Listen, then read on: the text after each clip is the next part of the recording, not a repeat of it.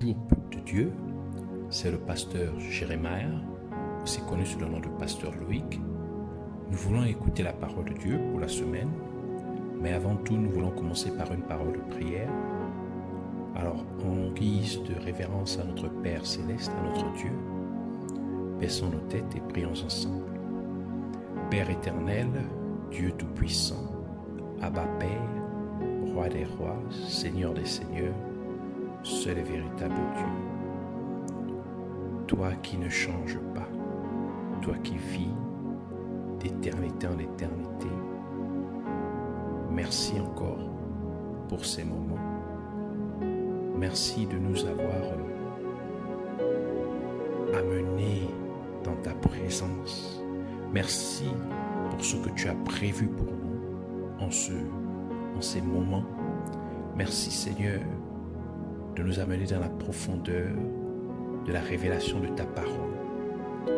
Puisses-tu prendre le contrôle de ces moments, l'air, l'atmosphère, tout autour de nous et en nous, que tout cela soit sous ton contrôle total et que tout ce qui se lève contre la connaissance de ta parole, tout ce qui se lève contre la vérité, contre ta vérité, car ta parole est la vérité, qu'il soit lié et chassé dans les gouffres de l'enfer au nom de Jésus-Christ. Nous libérons complètement l'air, l'atmosphère en nous et tout autour de nous de toute interférence maléfique. Et nous venons proclamer au nom de Jésus-Christ que le nom de Jésus est au-dessus de tout autre nom. Et qu'à la mention du nom de Jésus, tout genou dans les cieux, sur la terre et sous la terre fléchit. Et que toute langue confesse que Jésus-Christ est Seigneur à la gloire de Dieu le Père. Merci de nous avoir encore exaucés au nom de Jésus-Christ. Ainsi prié. Amen. Alors nous allons prendre notre passage principal des Saintes Écritures dans le livre d'Apocalypse. Apocalypse chapitre 4, versets 6 à 8. Alors nous lisons la parole de Dieu dans le livre d'Apocalypse chapitre 4, versets 6 à 8 au nom de Jésus-Christ. Il y a encore devant le trône comme une mer de verre, semblable à du cristal. Au milieu du trône et autour du trône, il y a 4 êtres vivants remplis Dieu devant et derrière. Le premier être vivant est semblable à un lion. Le second être vivant est semblable à un veau. Le troisième être vivant a la face d'un homme. Et le quatrième être vivant est semblable à un aigle qui vole. Les 4 êtres vivants ont chacun 6 ailes et ils sont remplis de Dieu tout autour et au-dedans. Ils ne cessent de dire jour et nuit, Saint, Saint, Saint est le Seigneur Dieu, le Tout-Puissant, qui était, qui est et qui vient. Que le Seigneur bénisse sa parole, qu'elle vienne pleine de révélation, de profondeur, de vie et de grâce au nom de Jésus-Christ. Amen. Aujourd'hui, le Seigneur voudrait nous parler des 4 êtres vivants autour du trône de Dieu. Le titre de notre enseignement d'aujourd'hui est « Les 4 êtres vivants autour du trône de Dieu ».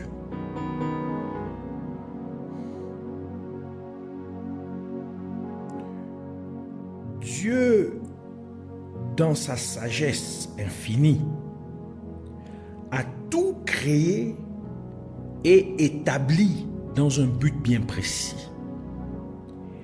Et à travers sa création, Dieu révèle en fait sa nature ou sa personnalité Par conséquent, dans un schéma plus élargi des choses, à travers leur ordre et leur organisation, et à travers leur association ou accumulation et collaboration, la création de Dieu dépeint différents aspects ou messages de Dieu. Et cette vérité cachée est bien représentée dans notre passage principal des Saintes Écritures que nous venons de lire, à travers les 4 êtres vivants et à travers leur position ou organisation.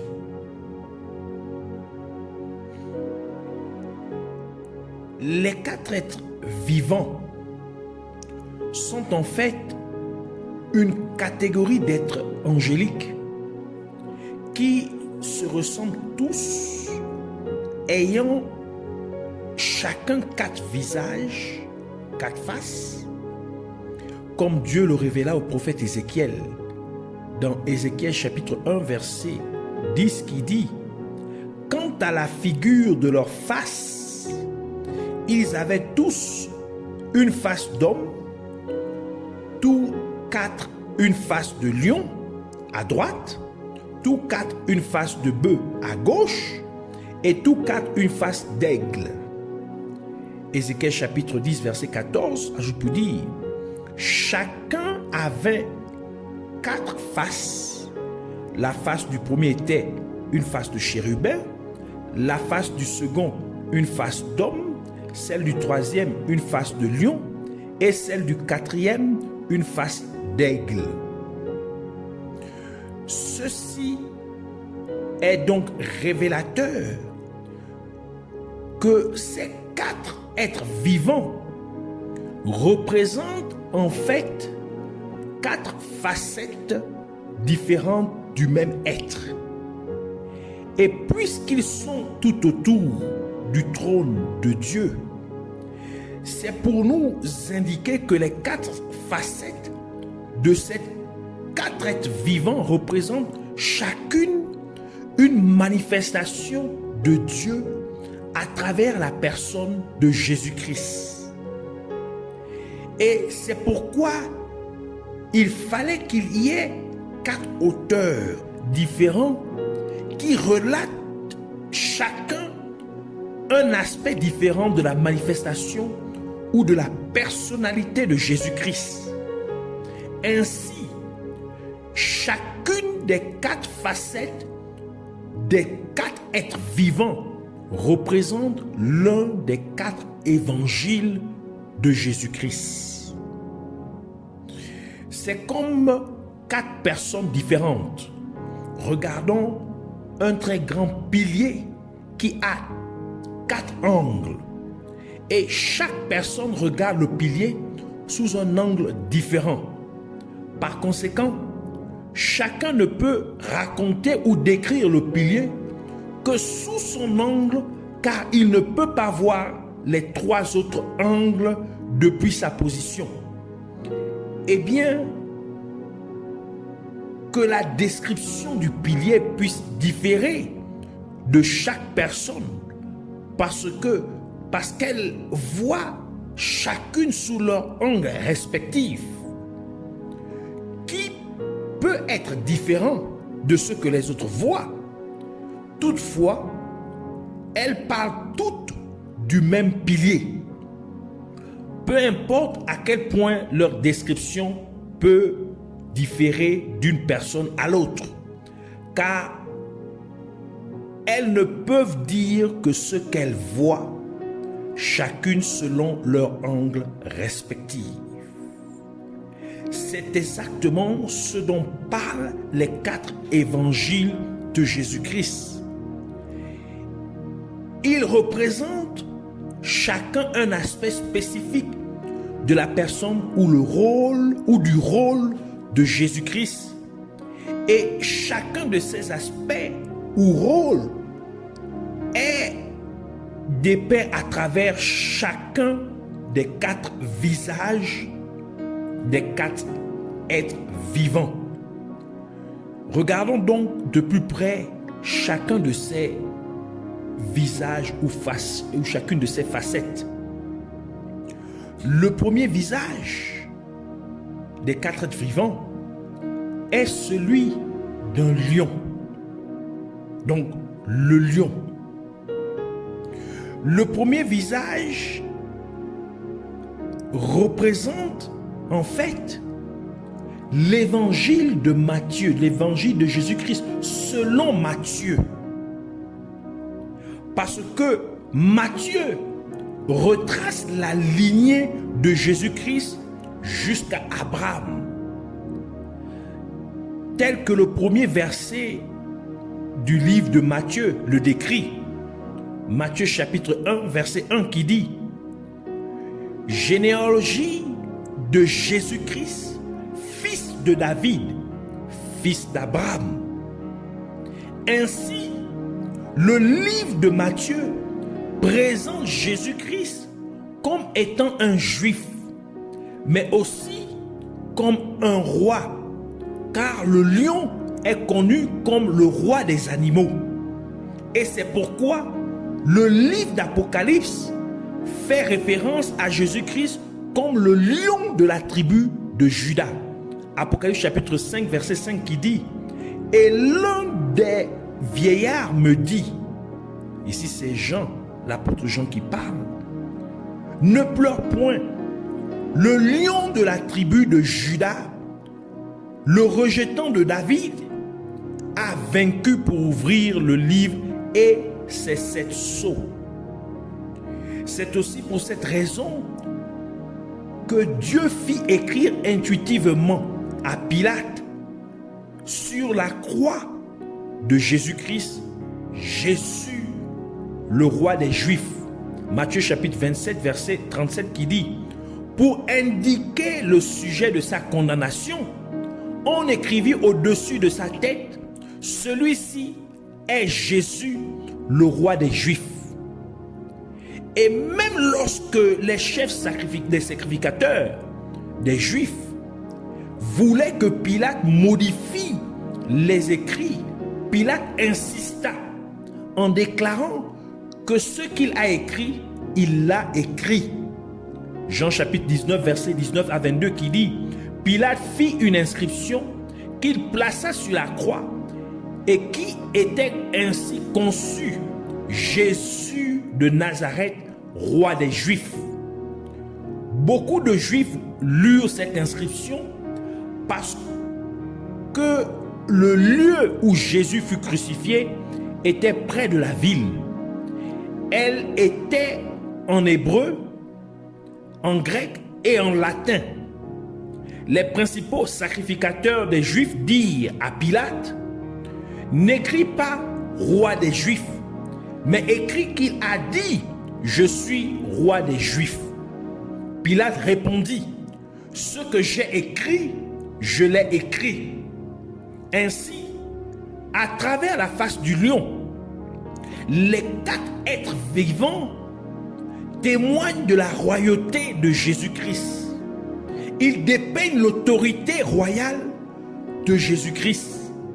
Et c'est pourquoi le livre d'Ésaïe dit, en se référant à Jésus-Christ, dans Ésaïe chapitre 9, verset 7, à l'accroissement de son empire, donc de son royaume, et à la paix, il n'y aura pas de fin sur le trône de David et dans son trône et dans son royaume, pour l'établir et le soutenir en jugement et en justice, dès maintenant et à toujours. La jalousie ou encore le zèle de l'Éternel des armées fera cela. Version Darby. Ainsi, à travers la facette du lion, les 4 êtres vivants représentent l'autorité royale et suprême de Jésus-Christ. Et c'est pour cette raison que Jésus-Christ est appelé roi des rois et seigneur des seigneurs, comme l'atteste le livre de Timothée, 1 Timothée chapitre 6 verset 14 à 16 qui dit: de garder le commandement et de vivre sans tache, sans reproche, jusqu'à l'apparition de notre Seigneur Jésus-Christ, que manifestera en son temps le bienheureux et le seul souverain, le roi des rois, le Seigneur des seigneurs, qui seul possède l'immortalité, qui habite une lumière inaccessible que nul homme n'a vu ni ne peut voir, à qui appartient l'honneur et la puissance éternelle. Amen. Cela signifie qu'à travers la face du lion, Jésus-Christ nous appelle, nous les êtres humains, à participer à sa royauté, alors que nous l'acceptons comme notre Sauveur et Seigneur.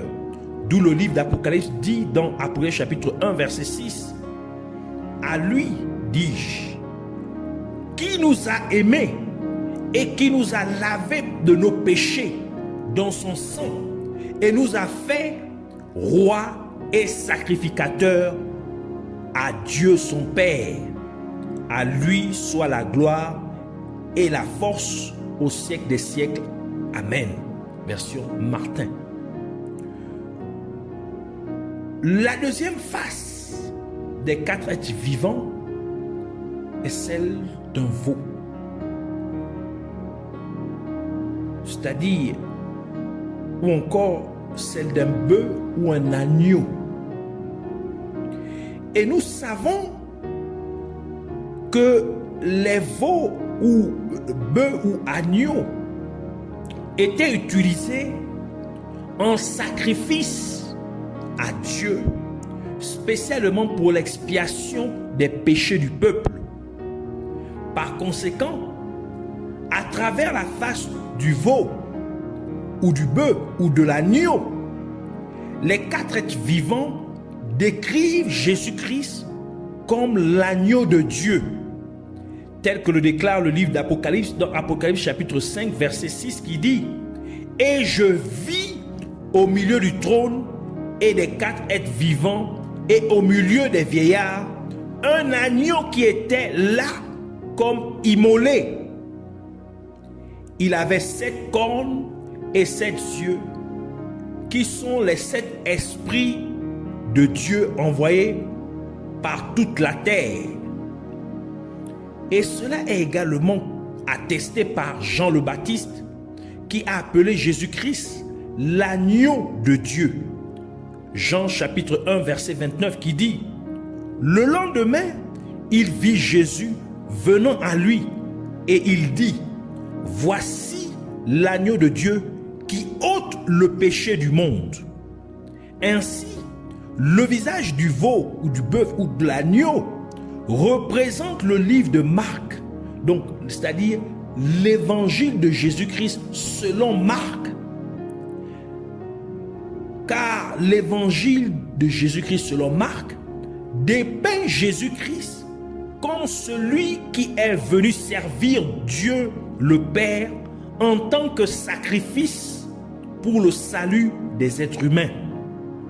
Et c'est pourquoi l'évangile de Jésus-Christ selon Marc commence par dépeindre Jésus-Christ comme étant le Fils de Dieu, car un fils doit servir son Père. Marc chapitre 1, verset 1 qui dit « Commencement de l'évangile de Jésus-Christ, Fils de Dieu. » Et c'est la raison pour laquelle le livre de Philippiens décrit le fait que